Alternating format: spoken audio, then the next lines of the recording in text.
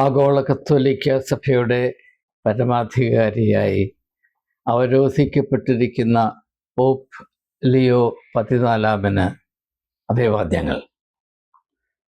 ഈ തരുണത്തിൽ എളിയവനായ എനിക്ക് മാർപ്പാപ്പായോട് അറിയിക്കാനുള്ള ചില കാര്യങ്ങളാണ് ഈ വീഡിയോയുടെ ഉള്ളടക്കം. ആദ്യമായി, ലോകത്തിൻ്റെ പതിവ് പോലെ മാർപ്പാപ്പ എന്ന് പറയുന്ന സമാനതയില്ലാത്ത സ്ഥാനത്തേക്ക് ഉയർത്തപ്പെടുന്ന ഒരു വ്യക്തിയെ അഭിനന്ദിക്കുവാൻ ഞാൻ യഥാർത്ഥത്തിൽ താല്പര്യപ്പെടുന്നില്ല. കാരണം ഒരു വ്യക്തി ഒരു പദവിക്ക് യോഗ്യനാണോ അല്ലയോ എന്ന് അദ്ദേഹം ആ പദവിയിലേക്ക് ഉയർത്തപ്പെടുമ്പോൾ നമുക്ക് നിശ്ചയിക്കുവാൻ പ്രയാസമാണ്. തികച്ചും സാധ്യമല്ല എന്ന അഭിപ്രായം എനിക്കില്ല, പക്ഷേ പ്രയാസമാണ്.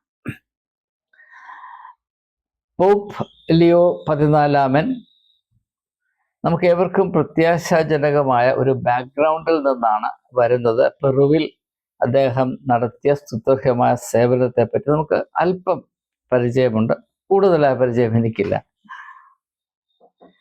അദ്ദേഹം നാളിതുവരെ എടുത്തിട്ടുള്ള നിലപാടുകൾ നമുക്ക് പ്രത്യാശാജനകമാണ്. എങ്കിലും ഒരു വ്യക്തി ഒരു സ്ഥാനം, ഒരു ചുമതല ഏറ്റെടുത്ത ശേഷം എപ്രകാരം അതിൻ്റെ സാധ്യതകളെ മനസ്സിലാക്കുന്നു, പ്രയോജനപ്പെടുത്തുന്നു, ഏത് ദർശനത്തോടുകൂടെ ഒരു വലിയ സഭയെ നയിക്കുന്നു എന്നത് നാം കാത്തിരുന്ന് കാണേണ്ടതും, ഈ ദൗത്യത്തിൽ അദ്ദേഹം വിജയിക്കേണ്ടതിന് ദൈവമേ സർവ്വ അനുഗ്രഹവും കൃപയും നൽകി അദ്ദേഹത്തെ നിറയ്ക്കണമേ എന്ന് നിരന്തരമായി പ്രാർത്ഥിക്കുകയും ചെയ്യേണ്ട ഒരു കടമ നമുക്കുണ്ട് എന്നതാണ് ഞാൻ മനസ്സിലാക്കുന്നത്.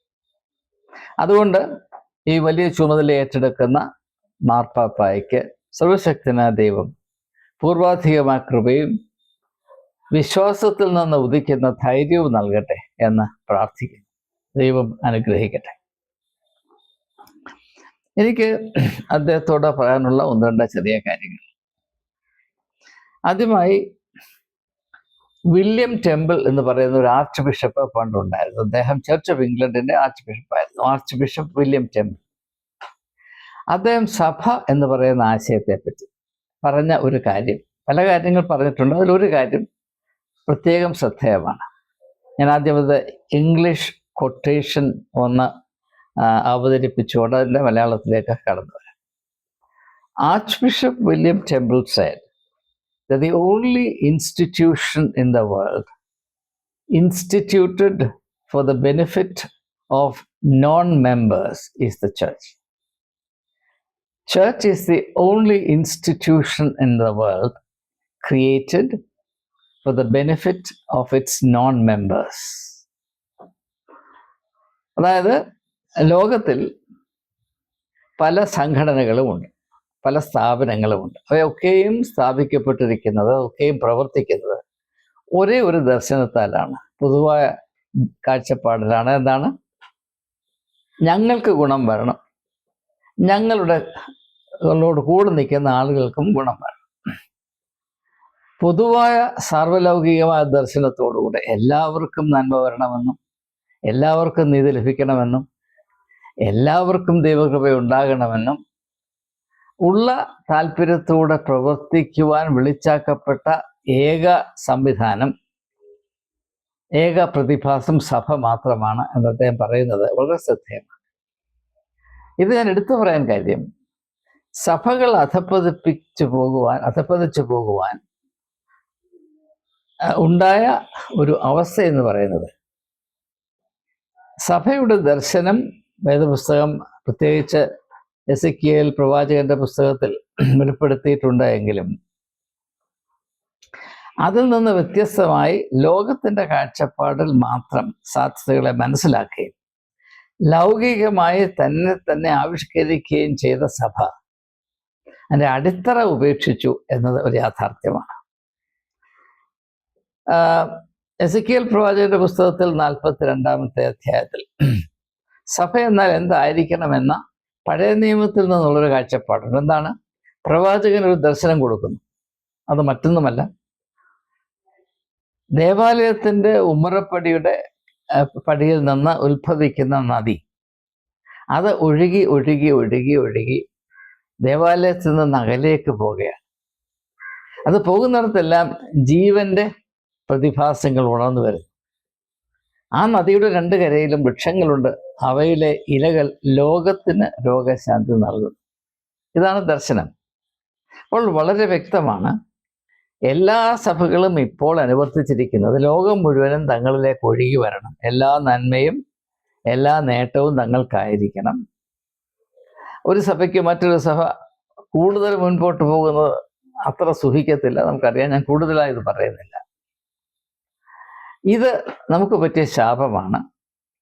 ഇത് വേദപുസ്തകത്തിൻ്റെ ദർശനത്തെ നാം ഉപേക്ഷിച്ചത് കൊണ്ട് നാം മനഃപൂർവ്വം വരുത്തി വെച്ച ഒരു വിനയാണ്. ഇതിൽ നിന്ന് വ്യത്യസ്തമായ വിശാലമായൊരു ദർശനം. ഇപ്പൊ യേശു പറയുന്നത്, നിങ്ങൾ ലോകത്തിൻ്റെ വെളിച്ചമാണ്, ഭൂമിയുടെ ഉപ്പാണ് എന്ന് പറഞ്ഞാൽ നിങ്ങളിൽ നിന്ന് ബാഹ്യമായ സാധ്യതകളിലേക്കുള്ള നിരന്തരമായ പ്രവാഹമായിരിക്കണം. ഒരു ഉപ്പ് അതിനുവേണ്ടിയല്ല നിൽക്കുന്നത്. അതേത് ഭക്ഷണ പദാർത്ഥത്തിന് വേണ്ടിയാണോ ഉപയോഗിക്കുന്നത് അതിൽ അലിഞ്ഞു ചേരുകയും ആ പൊതുവായ പദാർത്ഥത്തിൻ്റെ ആകമാനമായ രുചിയെ മെച്ചപ്പെടുത്തുവാനായി തന്നെ സമർപ്പിക്കുന്ന ഒരു ഉദാഹരണമാണ് ഉപ്പ്. വെളിച്ചം എന്താണ്? നിരന്തരമായ പ്രവാഹമാണ്. തന്നിൽ നിന്ന് അന്യമായതിലേക്കുള്ള നിരന്തരമായ പ്രവാഹമാണ് വെളിച്ചം. നിങ്ങൾ അങ്ങനെ ആയിരിക്കണം. പക്ഷേ സഭകളുടെ ദർശനം നേരെ മറിച്ചാണ്. എല്ലാം ഞങ്ങളിലേക്ക് വന്ന് പതിക്കണം. ഈ ഒരു ദർശനം നിൽക്കുന്നിടത്തോളം കാലം ഒരു സഭയ്ക്കും, കത്തോലിക്ക സഭയ്ക്കാകട്ടെ ഒരു സഭയ്ക്കും അവയുടെ ആത്മീയ ദൗത്യം നിർവഹിപ്പാൻ സാധ്യമല്ല. ഏത് ആത്മീയമായ സ്വാധീനമാണോ ഒരു സഭ സമൂഹത്തിൽ പ്രയോഗിക്കേണ്ടത് അത് നിർവഹിപ്പാൻ സാധ്യമല്ല. അത് ഉപ്പില്ലാത്ത കാരം പോലെ അവിടെ നിൽക്കും. ആ ഒരവസ്ഥയിലാണ് കത്തോലിക്ക സഭയും എല്ലാ സഭകളും എന്ന് ദയവായി തിരിച്ചറിയുക. ഇത് ഫ്രാൻസിസ് മാർപ്പാപ്പയ്ക്ക് ഏകദേശം അറിയായിരുന്നു. അതുകൊണ്ട് അദ്ദേഹം പല മുന്നേറ്റങ്ങളും നടത്തി. അത് സ്ഥാപിത താല്പര്യ സംരക്ഷകരായ കത്തോലിക്കർ അദ്ദേഹത്തിനെതിരെ വാളെടുക്കുവാൻ പ്രകോപിപ്പിച്ചു. എന്നൊക്കെ നമുക്കറിയാവുന്നതാണ്. അറിയാവുന്ന കാര്യം ഞാൻ ആവർത്തിക്കും.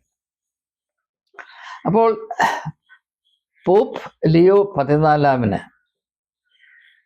തൻ്റെ ആത്മീയമായ ദൗത്യം നിർവഹിക്കണമെങ്കിൽ കത്തോലിക്ക സഭയ്ക്ക് ഒരു പുതിയ ദർശനം നൽകേണ്ട കടമയുണ്ട്.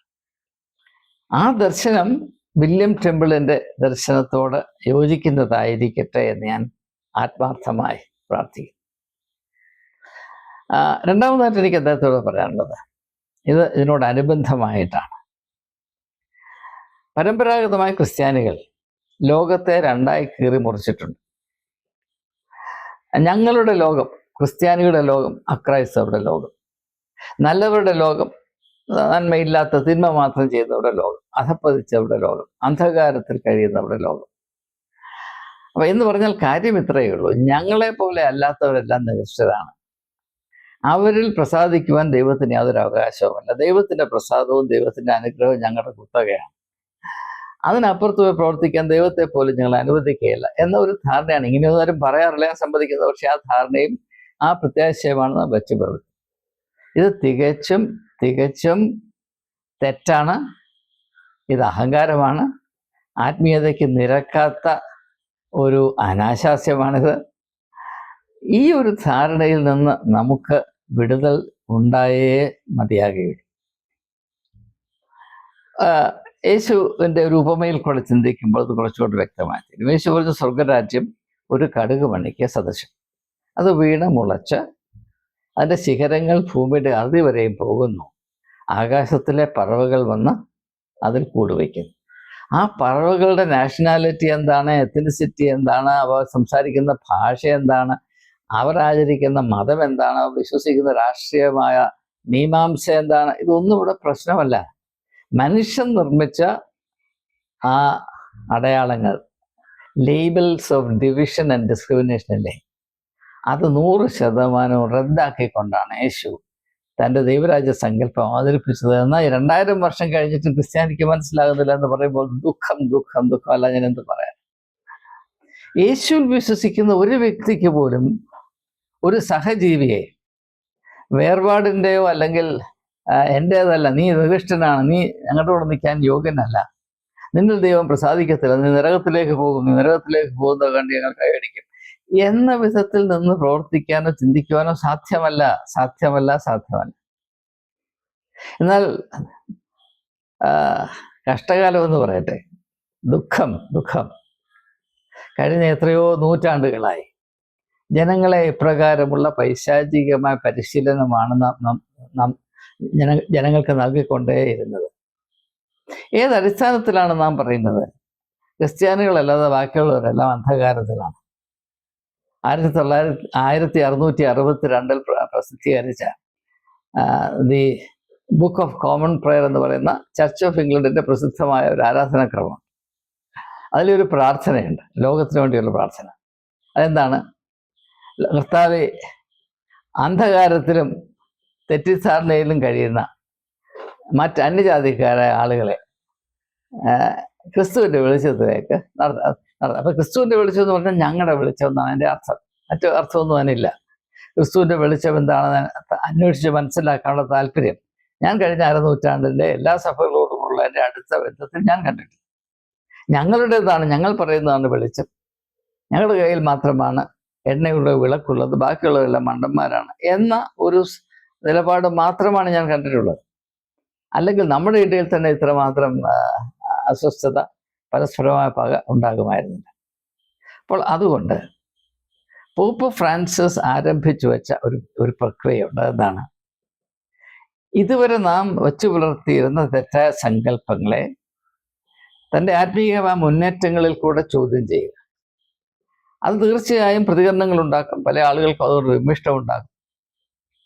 അപ്പോൾ സഭയിൽ കൂടെ മാത്രമേ മനുഷ്യന് രക്ഷയുള്ളൂ എന്ന നൂറ്റാണ്ടുകളായി കത്തോലിക്ക സഭ അള്ളിപ്പിടിച്ച് നിന്ന വിശ്വാസ പ്രമാണം അതിനെ മുറിച്ച് കടന്നു ചെന്നിട്ടാണ് മാർപ്പാപ്പ പറഞ്ഞത്, ഫ്രാൻസിസ് മാർപ്പാപ്പ പറഞ്ഞത് അങ്ങനെയല്ല. സഭയ്ക്ക് വെളിയിലും മനുഷ്യരാശിയുടെ ഉദ്ധാരണത്തിനുള്ള സമ്പത്ത്, അതിനുള്ള സാമഗ്രി, അതിനുള്ള സാധ്യത ദൈവം കണ്ടിട്ടുണ്ട്. തൻ്റെ സൃഷ്ടിയുടെ ഒരു അംശം പോലും നശിച്ചു പോകുന്നത് സൃഷ്ടികർത്താവിന് സന്തോഷം നൽകുന്നതല്ല എന്ന് മനസ്സിലാക്കാൻ ആർക്കാണ് കഴിവില്ലാത്തത്. പക്ഷെ ഇങ്ങനെയുള്ള പ്രകടമായ സത്യം പോലും, എഞ്ചുവടി ബാലപാഠം പോലെയുള്ള സത്യങ്ങൾ പോലും മനസ്സിലാക്കാൻ നമുക്ക് മൂളയില്ലാതെ പോകുന്നതിൻ്റെ കാര്യം നമുക്ക് ലഭിച്ചിട്ടുള്ള പരിശീലനം തന്നെയാണ്. അപ്പോൾ അതുകൊണ്ട് സർവ്വലോകത്തെയും സൃഷ്ടിക്കുകയും പരിപാലിക്കുകയും സർവ്വലോകത്തെയും സ്നേഹിക്കുകയും ചെയ്യുന്ന സുവിശേഷങ്ങളിൽ കൂടെ വെളിപ്പെട്ട് വരുന്ന ഒരു ദൈവമുണ്ട്. യോഹന്നാന്റെ സുവിശേഷം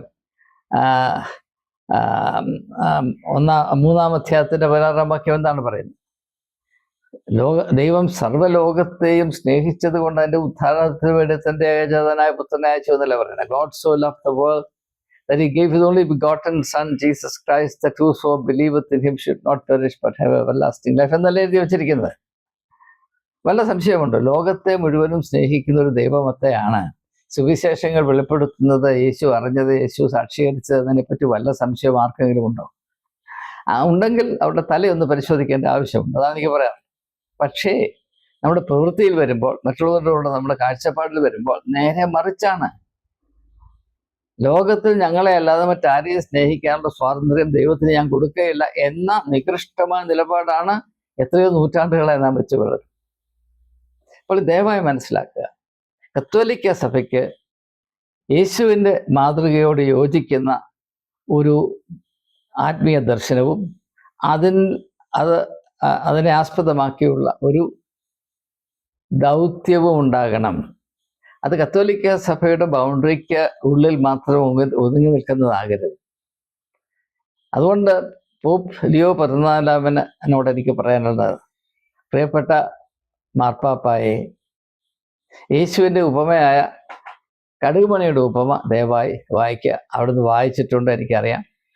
അതിൻ്റെ അർത്ഥം മാത്രം ഒന്ന് പ്രവൃത്തി പദത്തിലേക്ക് കൊണ്ടുവരുവാൻ അവിടുന്ന് ശ്രമിച്ചാൽ ചരിത്രത്തിൽ ഒരിക്കലും മറക്കുവാൻ കഴിയാത്ത ഒരു വലിയ സാക്ഷ്യം അവിടുന്ന് ഇപ്പോൾ ഏറ്റെടുത്തിരിക്കുന്ന ചുമതലയിൽ കൂടെ നിർവഹിക്കാൻ കഴിയുമെന്നതാണ് ഞാൻ അടിയുറച്ച് വിശ്വസിക്കുന്നത്. ക്രിസ്ത്യാനികളുടെ ഇടയിൽ സംഭവിക്കുന്ന പ്രശ്നം, യേശുവിൻ്റെ പഠിപ്പീരുകൾ ഒരു വഴിക്ക്, നമ്മുടെ പ്രവൃത്തി മറ്റൊരു വഴിക്ക്. ഇത് മതത്തിൽ എപ്പോഴും ഉണ്ടായിരുന്ന പ്രശ്നമാണ്. അത് അറിഞ്ഞുകൊണ്ടാണ് യേശു തൻ്റെ പർവ്വതപ്രസംഗം അവസാനിപ്പിക്കുമ്പോൾ മത്തായിയുടെ സുവിശേഷം 7-ാം അധ്യായത്തിൻ്റെ 24 മുതൽ 28 വരെയുള്ള വാക്യങ്ങളിൽ വീട് പണിയുന്നതോടെ ഉപമ. ഞാനീ പറയുന്ന വാക്കുകൾ കേട്ട് അതനുസരിക്കുന്നവൻ പാറമേൽ വീട് പണിത ബുദ്ധിയുള്ളവനോട് സദൃശം എന്ന് പറയുന്നൊരു കാര്യം എന്നാണ്. കാരണം അത് വളരെ വിരളമാണ്. കേൾക്കാൻ എല്ലാവർക്കും താല്പര്യമുണ്ട്, പക്ഷെ അതനുസരിച്ച് പ്രവർത്തിക്കാൻ താല്പര്യമില്ല. നമ്മുടെ ഭവനങ്ങളിൽ പ്രത്യേകിച്ച് നമ്മുടെ ഭാര്യമാരും അമ്മമാരും സഹോദരികളും ഒക്കെ ഈ പാചകക്കുറിപ്പ് ടെലിവിഷന് മുമ്പിൽ നിന്ന് വളരെ താല്പര്യത്തോടെ ശ്രദ്ധയോടെ കാണുകയും പലരും അത് കുറിച്ചെടുക്കുകയും കുറിച്ചെടുത്ത് മറിച്ച് കളയുകയും ചെയ്യുന്ന ഒരു സാഹചര്യം. ഈ കുറിച്ചെടുക്കുന്ന ഒരു പാചകക്കുറിപ്പും ജീവിതത്തിൽ ഒരിക്കലും പ്രയോഗിക്കുകയില്ല. പക്ഷെ അത് എല്ലാ ദിവസവും ഈ പ്രോഗ്രാമിൻ്റെ മുമ്പിലിരുന്ന് തലയിൽ മുണ്ടുമിട്ട് ഇത് എഴുതി കുറിച്ചെടുക്കാതെ സമാധാനം വരികയില്ല. ഇത് ഒരു പ്രത്യേകത തന്നെയാണ്. ഇതുപോലെ തന്നെയാണ് യേശുവിൻ്റെ പഠിപ്പീരുകളോടുള്ള നമ്മുടെ ബന്ധം, സഭയുടെ ബന്ധം, ക്രിസ്തീയ സമൂഹത്തിൻ്റെ ബന്ധം എന്നത് ഒരു പച്ച പരമാർത്ഥമാണ്. ഇതിനൊരു വ്യത്യാസം വരണം. ഏതെങ്കിലും ഒരു ആശയം ഞാൻ എൻ്റെ ഒരു അനുഭവം കൂടെ പറഞ്ഞ് നിർത്താൻ പോവുകയാണ്. 2007 ഞാൻ സെൻറ്റ് സ്റ്റീഫൻസ് കോളേജിൻ്റെ പ്രിൻസിപ്പലായപ്പോൾ അത് കൃത്യമായും ഒരു ദൈവിക കൃപ പ്രവർത്തിച്ചത് കൊണ്ടാണ് അങ്ങനെ സംഭവിച്ചത്. കാരണം ഞാൻ 2 തവണ കോളേജിൽ നിന്ന് റിസൈൻ ചെയ്ത് പോയ ആളാണ്. ഭാരതത്തിൻ്റെ വിദ്യാഭ്യാസ ചരിത്രത്തിൽ ഒരു വ്യക്തി ഒരു കോളേജിൽ നിന്ന് 2 തവണ റിസൈൻ ചെയ്ത് പോയ ശേഷം അതിൻ്റെ പ്രിൻസിപ്പലാകുക എന്നത് നടക്കാൻ യാതൊരു സാധ്യതയുമല്ല. മാനുഷികമായി ചിന്തിച്ചാൽ ഇത് ഒരു വലിയ ഭ്രാന്ത് തന്നെയാണ്. പക്ഷെ അത് സംഭവിച്ചു. അപ്പോൾ എനിക്കറിയാമായിരുന്നു ഇതിൻ്റെ പുറകിൽ കൃത്യമായൊരു ദൈവികമായ ഉദ്ദേശം. അങ്ങനെ ഞാൻ അത് ധ്യാനിച്ചപ്പോൾ എൻ്റെ മനസ്സിൽ വന്നത് ലൂക്കോസിൻ്റെ സുവിശേഷം 4-ാം അധ്യായത്തിൻ്റെ 18-ാം വാക്യമാണ്. അവിടെ എന്താണ് പറയുന്നത്? ഞാൻ ദരിദ്രരോട് സുവിശേഷം അറിയിക്കാൻ വന്നു. നിങ്ങൾ ക്ഷമിക്കണം, ഫോൺ അടിക്കുന്നു, നിവൃത്തിയില്ല. ഞാൻ ദരിദ്രരോട് സുവിശേഷം അറിയിക്കാൻ വന്നു. ഈ ദരിദ്രരോട് സുവിശേഷം അറിയിക്കുക എന്ന പ്രക്രിയ ഉന്നത വിദ്യാഭ്യാസ മേഖലയിൽ കൂടെ സാധിക്കുമോ എന്ന് അന്വേഷിക്കുകയാണ് ഈ ഒരു പുതിയ അനുഭവത്തിലേക്ക് ദൈവം എന്നെ വഴി നടത്തിയതിൻ്റെ പിറകിലുള്ള ഉദ്ദേശമെന്ന് ഞാൻ തിരിച്ചറിഞ്ഞു. ഞാനത് നടപ്പിലാക്കിയപ്പോൾ ഭാരതം മുഴുവനും എന്ന് പറഞ്ഞാൽ ഇവിടുത്തെ വരേണ്യവർഗം സെൻറ്റ് സ്റ്റീഫൻസ് കോളേജിലെ സീറ്റുകളെല്ലാം തങ്ങളുടെ മക്കളുടെയും കൊച്ചുമക്കളുടെയുമാണ്. അവിടെ പാവപ്പെട്ട ആളുകൾ വന്ന് പഠിക്കരുത് എന്ന ദശകങ്ങളോളം ധരിക്കുകയും നിർബന്ധം പിടിക്കുകയും ചെയ്ത ആളുകൾക്ക് പൂതിയിളകി ഭ്രാന്ത് പിടിച്ചു. അവർ പറഞ്ഞ് 3 ദിവസം കൊണ്ട് നിന്നെ ഈ കസേര ഞങ്ങൾ വലിച്ച് താഴെയിടും എന്ന് പറഞ്ഞു. അപ്പോൾ യേശുവിൻ്റെ ഒരു ആശയം, അതായത് ദരിദ്രരോട് സുവിശേഷം അറിയിക്കണം, അതൊരു കടമയാണ്. അത് ഒന്ന് പ്രവൃത്തിയിലേക്ക് കൊണ്ടുവരുമ്പോൾ അത് വലിയ അഗ്നിപർവ്വതം പോലെ പൊട്ടുവെന്ന് അനുഭവത്തിൽ കൂടെ എനിക്ക് സാക്ഷീകരിക്കാൻ കഴിയും, അനുഭവത്തിൽ കൂടെ പറയാൻ കഴിയും. അപ്പൊ യേശുവിൻ്റെ പഠിപ്പീരുകളുടെ പവർ എന്താണെന്ന് നമുക്ക് മനസ്സിലാക്കുന്നതിൻ്റെ കാര്യം പറയുന്നതൊരിടത്ത് നമ്മൾ പ്രവർത്തിക്കുന്ന മറ്റൊരിടത്ത്. അതുകൊണ്ട് ഇത് ജീവനില്ല, ജീവനുണ്ടെന്നൊരു നാമമേ ഉള്ളനിൽ ജീവനില്ലേ പരനെ എന്ന് പാടും. പക്ഷെ അതിൻ്റെ കാരണം എന്താണെന്ന് നമ്മൾ അന്വേഷിക്കുക. പാടിക്കഴിഞ്ഞു തീർന്നു, ശങ്കരൻ പിന്നെയും തെങ്ങയിൽ എന്ന അവസ്ഥയിലാണ്. പക്ഷെ ഇത് ഈ പുതിയ മാർപ്പാപ്പായെ സംബന്ധിച്ചിടത്തോളം എനിക്ക് പ്രത്യാശയുണ്ട് അദ്ദേഹം അങ്ങനെ ആകയില്ല, അങ്ങനെ ആകരുത് എന്ന് പ്രാർത്ഥിക്കാൻ വേണ്ടിയാണ് പ്രധാനമായും ഞാൻ ഈ വീഡിയോ ചെയ്യുന്നത്. കേൾക്കുകയും കാണുകയും ചെയ്യുന്ന എല്ലാവരോടും ഞാൻ ആവശ്യപ്പെടുന്നത്, ഞാൻ അപേക്ഷിക്കുന്നത്, നിങ്ങൾ ദയവായി ഈ പുതിയ മാർപ്പാപ്പ ലിയോ 14-ാമനെ നിങ്ങളുടെ പ്രാർത്ഥനയിൽ ഓർക്കുക. നിങ്ങളുടെ നല്ല ചിന്തകളുടെ ഹാരം അദ്ദേഹത്തെ അണിയിക്കുക. അദ്ദേഹത്തിൽ കൂടെ ദൈവം അത്ഭുതം പ്രവർത്തിക്കട്ടെ. പ്രത്യേകിച്ച് ലോക മനുഷ്യ അവസ്ഥ വളരെ പരിതാപകരമായ ഒരു സ്ഥിതിയിലാണ്. ഇത്രമാത്രം വേദനയും പ്രയാസവും മനുഷ്യൻ്റെ ക്രൂരത കൊണ്ട് മനുഷ്യൻ നെട്ടോട്ടമോടുന്ന ഒരവസ്ഥയും ഒരുപക്ഷെ നമ്മുടെ കാലത്ത് മുൻപ് ഉണ്ടായിട്ടില്ല. മാത്രവുമല്ല എല്ലാ സഭകളുടെയും ആന്തരികമായ സ്ഥിതി വളരെ അങ്കലാപ്പിലാണ്. All churches are in a state of extreme demoralisation. അതിൻ്റെ കാരണം യേശുവിൻ്റെ മാർഗത്തിൽ നിന്ന് വ്യതിചലിച്ച് ലോകത്തിൻ്റെ വഴിയിൽ കൂടെ ഓടുന്നത് കൊണ്ട് സംഭവിക്കുന്നതാണ്. അപ്പോൾ അങ്ങനെ വരുമ്പോൾ സഭകൾക്ക് പൊതുവായി ക്രിസ്തീയ സമൂഹത്തിനാകമാനം ഒരാത്മീകമായ പുനർജീവൻ ഉണ്ടാകേണ്ട ആവശ്യമുണ്ട്. Revitalisation of the Christian community through out the world respective of denominational labels and differences. അതിനുവേണ്ടി ഒരു നിലപാടെടുക്കുവാൻ മാർപ്പാപ്പായ ദൈവം ഉപയോഗിക്കട്ടെ. അങ്ങനെയുള്ള സംരംഭങ്ങളിൽ സഭാ വ്യത്യാസമെന്നെ നാം ഏവരും അദ്ദേഹത്തോടു കൂടെ ഉണ്ടാകണം എന്ന് ഏവരോടും ആത്മാർത്ഥമായി അഭ്യർത്ഥിച്ചുകൊണ്ട് അപേക്ഷിച്ചുകൊണ്ട് പുതിയ മാർപ്പാപ്പായ്ക്ക്, അതായത് ലിയോ 14 സർവ്വവിധ അനുഗ്രഹങ്ങളും മംഗളങ്ങളും നേർന്നുകൊണ്ട് എൻ്റെ വാക്കുകൾ ഉപസംഹരിക്കുന്നു. എല്ലാവർക്കും ദൈവത്തിൻ്റെ സമാധാനം പൂർവാധികമായി ഉണ്ടായിരിക്കുമാറാകട്ടെ.